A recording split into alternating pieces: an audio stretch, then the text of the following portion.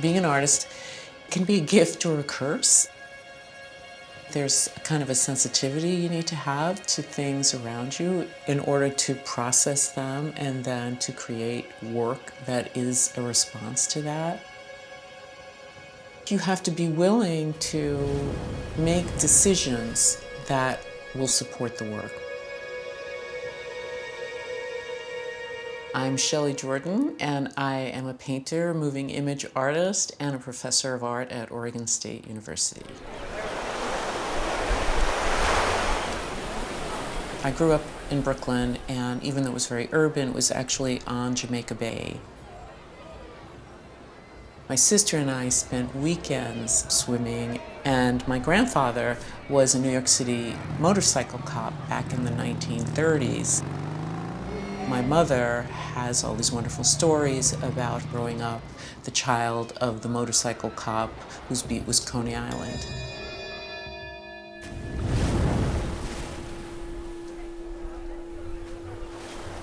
My family was a working class family, and we had no art at all. I didn't know anybody who was an artist. But when I was a kid, Thursday was art day, and that was the day that I shone. The teacher would put me in front of the easel, and I was happy. And then I heard that there was an art high school in Manhattan, which was a world away from where I lived in Brooklyn, and that if you got accepted to this school, you could actually make art every day. I got accepted, much to my mother's dismay. She wanted me to stay at the local high school and be a cheerleader. I rode the subway and bus an hour and a half each way every day. I was in school for 8 hours a day, and I could not have been happier.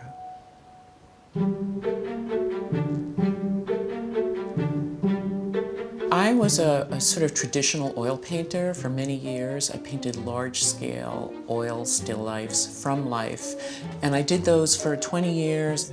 I was showing in museums and galleries all over the country. I got tenure, and then my husband had a brain tumor, and even though he's fine, it kind of blew me apart, and I couldn't focus on those long, large paintings. 1, 2, cha-cha-cha, 3, 4, cha-cha-cha, side 2, cha-cha-cha. I started exploring more interior subjects, really bringing to fore more emotional quality in my work. I started making these paintings, and they were so different, and I didn't know when I should stop, when I should keep going. And so I decided to photograph the process of making these paintings. I used this technique of just literally putting a sheet of paper on the wall, setting up my camera with a tripod, and paint, shoot, paint, shoot. And suddenly I realized I had a whole new direction in my work.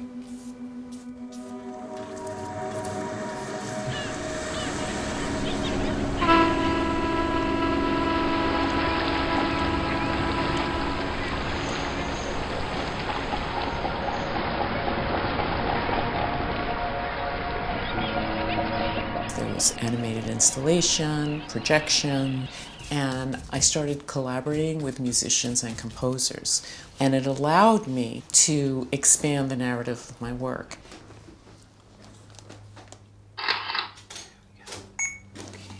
For me, it's really important that I'm hand painting it.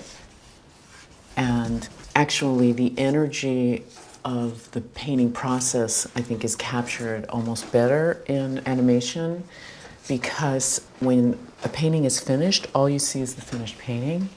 But in this process, you actually get to see how the painting gets altered. So I think I'll move this arm down a little bit. So I try not to make too many changes in one frame.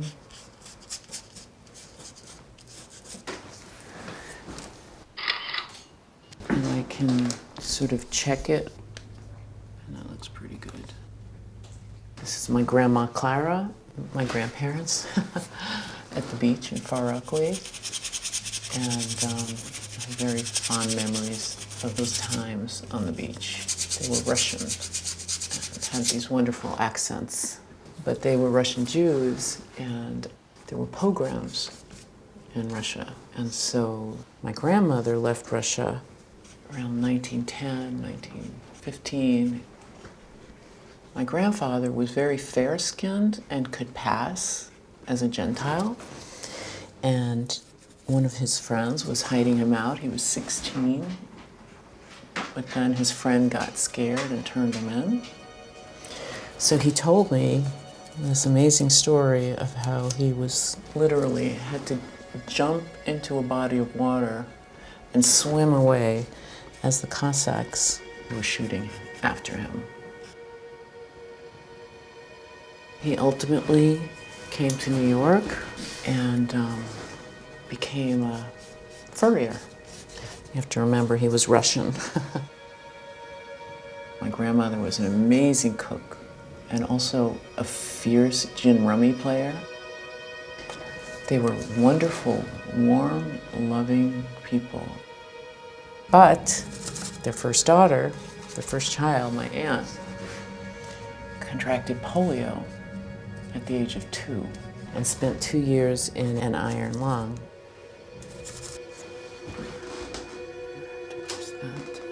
She went on to become an incredibly successful psychiatric social worker, very compassionate person.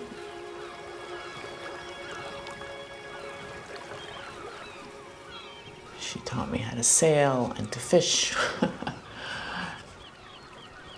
And she was also an out lesbian, which in that time was pretty radical. Bought me my first oil painting set.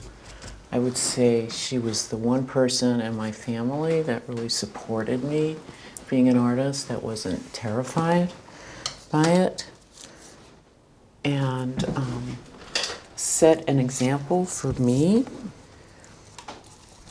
as a woman that you can do anything you want. Don't let anybody ever tell you you can't do what you want.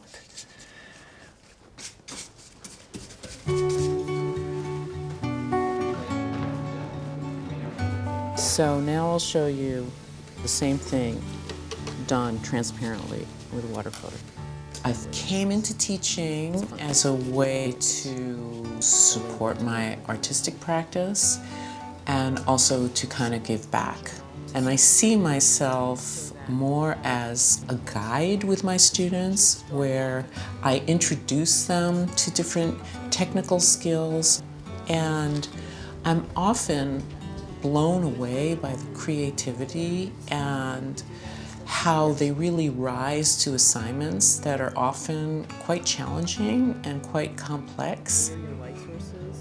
You know, here are these young people that are grappling with a world that is not in great shape right now, and a lot of those issues really get translated into their work. And so I feel like I have this view into what young people are thinking and caring about, and I feel like it's a real privilege to help them find their own creative voice. Great, great.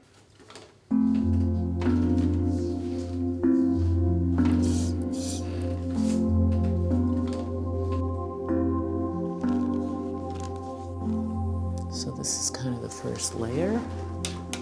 The Leaf series that I began in 2016 after the presidential election was an expression of the despair that I felt, and I needed to express something in my artwork.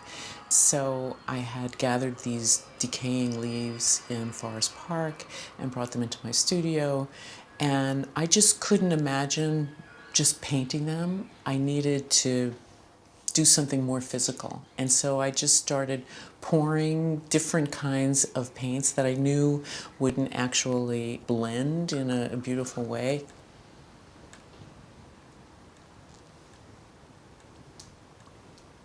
I really liked the unexpected quality where things separated and formed different colors, and then as the paintings dried, a crust started to form on the top that would crack, and the crumbling and the layering expressed some of the feelings that I had during that time. So I'll add a little bit of rut to those leaves. Prior to this, I was always more a traditional easel painter, and this is very different than a controlled painting where I'm applying it with a brush and every stroke is what it is and stays what it is. And it was by doing these large-scale pour paintings that I started realizing that part of the beauty of this was how the paint was moving as it was drying and as the colors were combining. So that's when I decided to actually make an animation about the process.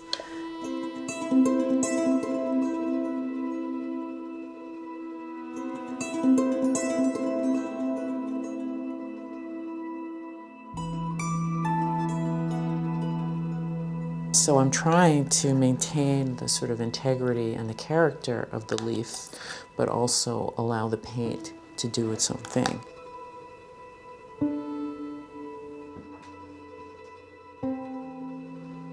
Well, what I'm really loving right here is this kind of resist. It almost looks like sort of bacteria.